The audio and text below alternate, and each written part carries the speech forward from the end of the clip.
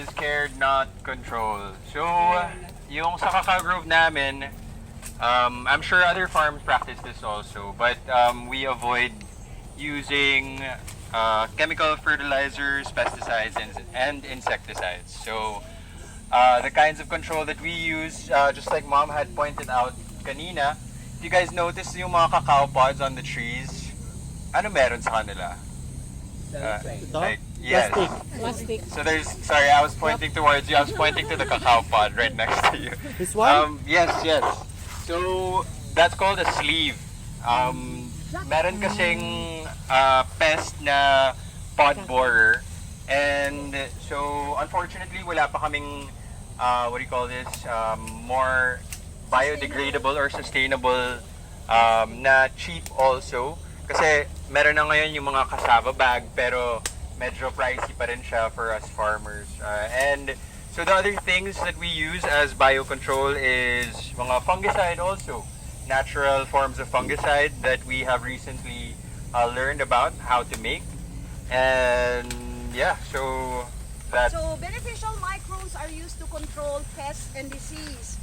So pag nagkasakit ang puno, you don't have to buy any gamot. You use naturally occurring beneficial microbes to treat the disease. So yung sinabi ni Josh kanina na bakit kayo naglalagay ng jacket? Kasi typically, the ignorant, tigulang. Ano na? Lobat na ba? Lobat na ba? Can hear you. Okay, there you go. When this is battery size, sige nga, sa generation nyo, kasi halos lahat kayo super bata, has any one of you seen a transistor radio? Yeah, maybe. Maybe. Sila lang. Transistor radio? May ganun na antena? Oo, yung may malaking antena, may box siya, Box na tapos may ganyan. meron siyang mga station. Oo, gaano kalaki ang baterya niya? Malaki. Jumbo. Jumbo. Oo, AAA ba ang tawag doon? Di, AAA. Malaki. Basta malaking. Pag ganun na kalaki ang fruit, very attractive na siya to pod borers. And because malambot pa yung shell, ang gagawin niya, bubutasin niya yan. And then magngingitlog siya sa loob para habang lumalaki yung larva, kinakain niya rin yung lumalaking seed. Okay? So, we have to balot. Kailangan talaga magbalot kami. Kasi pag hindi kami nagbalot, then we will get an infected pod na. Yun, okay? So what's the best jacket ba? The cellophane Ano or lang- paper? I know, paper does not work because from the time lumabas yung fruit mo, it will take another 5 months para mahinog siya. Pag naulan, Pag naulanan, talata ang imong So, unlike mangga, Tio, sa mangga kasi binabalot mo yon during the last 2 to 3 weeks bago ka mag-harvest. So, kaya pa niya na buo pa siya, hindi pa siya basta malata. But this one takes another 4 to 5 months before ripening. Kaya hindi talaga, wala kaming ibang option, plastic talaga yan. Yun. And then we also use trichogramma cards. What are trichogramma cards? Trichogramma cards are what we hang on the trees kasi merong tinatawag na friendly insects or friendly predators. Yung trichogramma cards have eggs of wasp. Pag napusa ang eggs, they will eat the bad insects. So, ang tawag doon, Josh? It's the web of life na parang yung Food chain? yung food chain. yes, there you go. There you go. Nice. Kinda. Diba? Yung monitor lizard will eat the manok will eat small insect, the worms will eat something else. So that's just the food chain. Ganon din yung principle of biological control. We use other bigger insects to feed on the smaller peste. Yan. That's how it works. So using nature pa rin rather than using harsh chemicals. Okay? So let's go.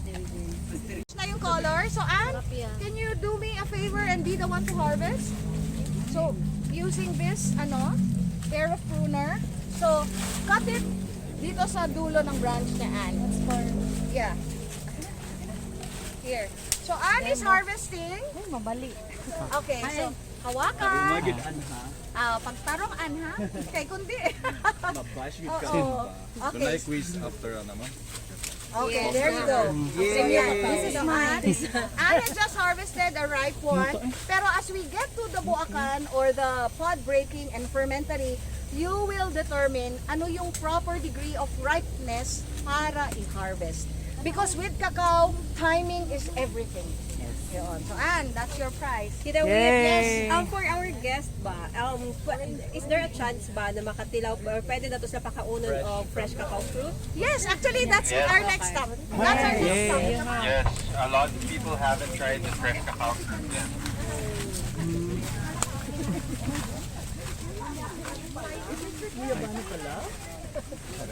So, obviously, it's not a European bee. This is our native stingless bees. And where do they harvest from? They harvest from flowers of fruit trees, flowers of weeds and sagbot. They harvest from any type of flower. Even itong foliage na to, tea plant na mumulaklak to, they will harvest. And because they harvest from so many other kinds of flowers, they are more nutrient dense than your European honey. So name me a honey, a European honey na ginagamit nyo. PayPal honey. Ha? PayPal honey. Joke Maple honey. What's Joke the lang. brand? Asa na savings lang na sa Yeah. online. What's the brand? Oh, there you go. You have a Manuka honey. It's not the same because Manuka is European. This is stingless. And the stingless bee honey is 3 times more potent than European honey. Kasi sobrang niyang nutrient dense dahil grabe siya mag-harvest kahit anong klaseng flower. Mag-harvest siya. So, the pollen of this has been noted to be used by cancer patients. Yung pollen nito is so powerful. If you take one small pollen, stop drinking your Centrum. Ma-overdose ka na. Kasi yung isang pollen nito is siguro 2 to 3 times more powerful than a whole capsule Question of po, Centrum. bali, native to siya sa Philippines. Native sa Philippines. It's called Tetragonula beroy. So, ma'am, ito yung ano? Tetragonula beroy. In front of Gail, Miss Gail. Hi, how are you? Okay, so, Galing drippings. Anyway, dito ka. hindi. Kasi dito ako magde-demo ng pod breaking. Josh, mag-demo ka dito and then ipa-break natin ng pod. Anybody who wants to volunteer. Ako na. Kaya sa ulo. Maybe I can. Pang-Europe anyone. Okay, so, demo. Dito lang sa ano. Tapos i-twist. Pop it on the blade. Just be careful with your hands. Don't include your fingers. Tapos, There you go. pagka ganyan, you roll up konti, So, then you twist. use this. Crack Okay. open. Get somebody to take that photo for you. Wait lang pa. There you go. Okay, ipa-pass on ko na to. Yes, Tikman pwede. nyo. Pass this around, lang, ha? please. Go ahead. Landscape. Hold it. Hold it. Free taste daw. Taste. Go. Dito ha. Oh, Ah, yeah, sure. yeah. At least one side. One side lang. Twist mo ka na. So, yeah, careful lang sa Okay na fingers. yan. Bukas na yan. Ano mo Siyempre, tsaka yung buto, kailangan ko, iluwa nyo yan. Kailangan ko yan para gawing tsokolate. Di ba? Gawin ko, tatanggalin ko yung seed from the placenta. The placenta is what holds the beans together. Tell me, in what type of therapy is placenta used? Ang placenta, I love it. In what kind of therapy do you use placenta? Beauty, collagen. Beauty, collagen, also stem cells. Stem cell therapy. And therefore, is the placenta healthy or not? Very healthy. Would you love to try the cacao placenta? Okay, so tanggalin natin yung mga buto. Okay? And then, anybody who wants to try, pupunutin yung placenta and dagatin and kainin yung placenta. Who's game? Punutin, no? Right from the dulo. Oo. And then, kumagat ka ng konti and then ipasa mo sa ibang gusto pang tumikim. There you go. You got it. What's that? Yeah, but Placenta. The placenta. There you go. Okay, kagat. Yung konti lang, doon sa dulo. Okay, who wants to try pa? Anong lasa? yes. Ang sarap, di ba? Ang sarap. So, the placenta is the healthiest part, no? Of the, of the fruit. Who wants to try? Sabi ni Mama what's the time? Oo, take a bite, Ann. Bite lang ng medyo malaki. Go. Mamuti daw ang kuan. There you go. Oh, it's really good. It's really good. Who wants to try? Ayaw? Ako na lang. Yeah. It's really good now. It's like eating fruit. Even if it doesn't. The fruit itself is surrounded by a white pulp. That pulp, if it's properly harvested at the right degree of doneness, dapat pagbukas mo nun, hindi siya nagtutubig. Kanina, di ba? Medyo matubig lang yung nabuksan natin.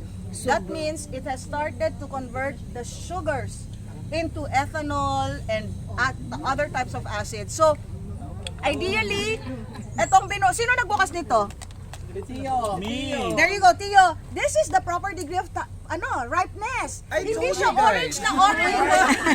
Hindi siya orange na orange. Ganito lang siya kasi makapal pa ang kanyang pulp. Marami pa siyang asukal para mag-allow ng proper fermentation. Kasi kailangan ng cacao bean yung makapal na pulp to allow the fermentation to happen beautifully. During the fermentation, ang tanong, for those of you who have problems with the heart, medyo nagte-take na ng statin drugs.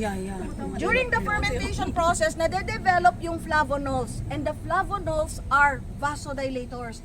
So if you follow Dr. William Lee, a very well-known doctor on nutrition, he will tell you the powerful effects of eating cacao and dark chocolate.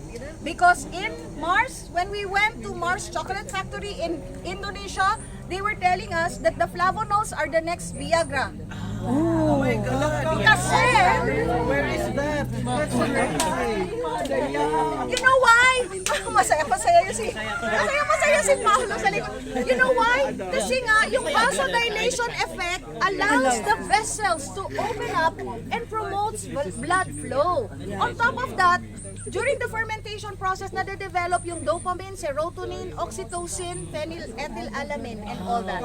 So all of the beautiful enzymes that helps boost your mood, improve your brain memory, and makes your heart healthy are found in fermented cacao. Fermented. Yes, fermented. So, sa harap ni Paolo, there's vinegar there. Paul, can you please pour? Dahil hindi lumalabas yung init, bale, medyo nagiging off yung smell. Dapat kasi ang smell na to, medyo gingery lang.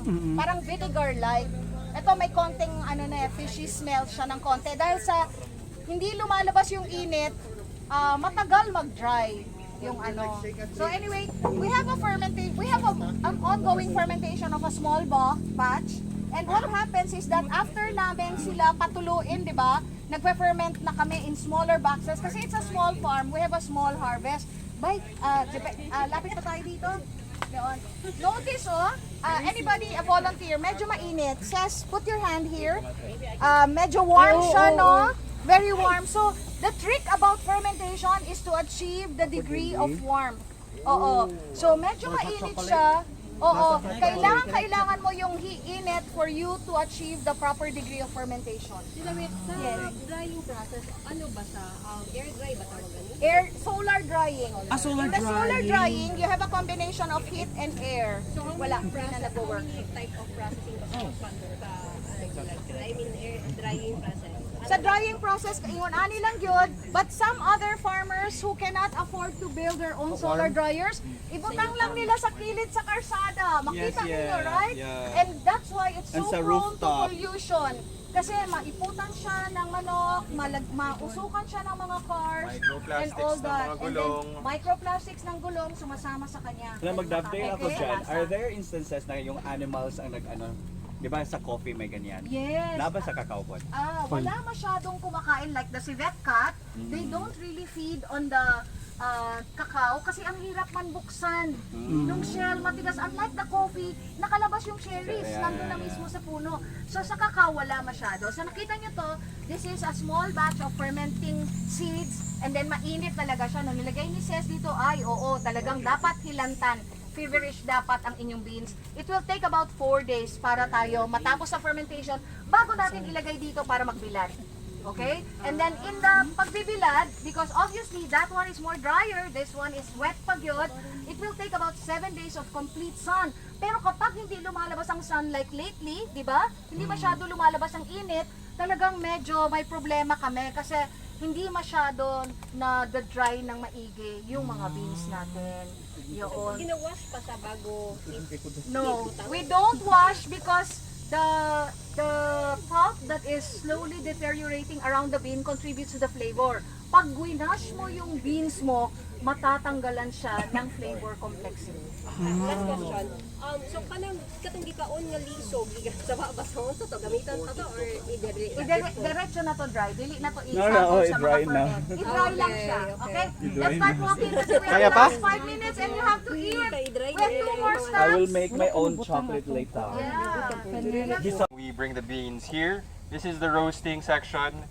So, dyan namin nilalagay yung beans. We don't cook with tawag dito, yung mga high-tech machines kasi we believe na by sticking as close to how our ancestors did it, it really has a different kind of flavor, a different kind of spirit to the cacao. So we use whatever wood we find here in the farm and we just set it aside. We don't have the flame directly underneath kasi iba rin yung mangyayari sa flavor niya. And yeah, so we constantly turn this. And for those who ask kung gaano katagal namin siya nire-roast, that is a secret. That is a trade secret. But yeah, so we do roasting as natural as we possibly can. Yeah. So after that, our next stop is the other 2 steps of the processing ng cacao.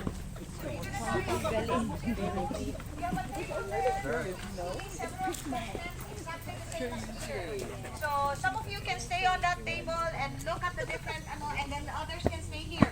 May mga Others can labels go siya. down here. So dito, Yeah, it's you important to dry. have labels. Ito yung bago Maybe natin it can ipasok go to sa Mabel and barang Fable roaster of Abel's natin. sisters. And then, dito naman, you have roasted. So, Pao, you can actually balat this already and eat the bean. Kasi roasted na siya. Pero, pag kinuha ni Paulo ito at nilagay niya dito, I can eat this? yes, you can eat it. It's roasted. Pag nilagay natin dito yung ibang How's it beans taste? na nire-roast, Not chocolate. then this is called winnowing. Ang winnowing is a process where we put the beans into the machine para i-crack niya open at ibabagsak niya dito, cacao nibs na, tapos yung balat, ilalagay na at sasaluhin niya dito sa likod. So, the win, yung coco at cacao hulls using as parang pang fire na gid. pwede mong gamitin for fire, like pwede mong sunugin, pwede mong ipakain sa manok, pwede mong ibalik sa lupa because this is very high in potassium. Pero, Roots PH in Siargao buys it from us. All of it because they make it into chocolate wafers. Balat! Because bakit pwede pang gawing chocolate wafers ang balat? Kasi may sumasama dito na mga fine nibs. Nakakalusot siya, sumasama siya dito, kaya meron pa rin cocoa butter and chocolate itong mga itong mga ano na to, balat na to. So unfortunately we did not cook cacao tea for you, but we have sikwate for you, pero Yes, even sikwate is this sweet. even this has commercial value. Kasi pwede mo siyang gamiting extender for baking if you grind it to a fine ano. And then after grinding ng cacao nibs, ilalagay sa grinder. Okay, and then we will get coarse grind. This is already your pure tablea cocoa powder. Hindi lang siya as fine, but you can start tasting this. Lasang cocoa powder ito, intact pa ang kanyang cocoa butter. This one is edible na rin. That's edible. That's roasted cacao. So, Pao, this is ground na nibs. Oo, hindi pa siya as fine as the tablea because after maging coarse grind siya, ilalagay pa namin siya sa refiner and then mga 6 to 8 hours pa namin siya ipapaikot yung refiner para you will have very smooth and fine chocolate. Yun, okay? So, it actually becomes, you know, that's the transformation from bean to bliss. Kasi this is actually becomes more refined pa talaga. So when you continuously ground it, magiging tableya na siya. So this is really the transformation. Nakita nyo, from the dried bean to the roasted bean to the cacao nibs, and then nakahiwala yung hulls, and then eto na, may coarse grind tayo. Ah, I Okay? see.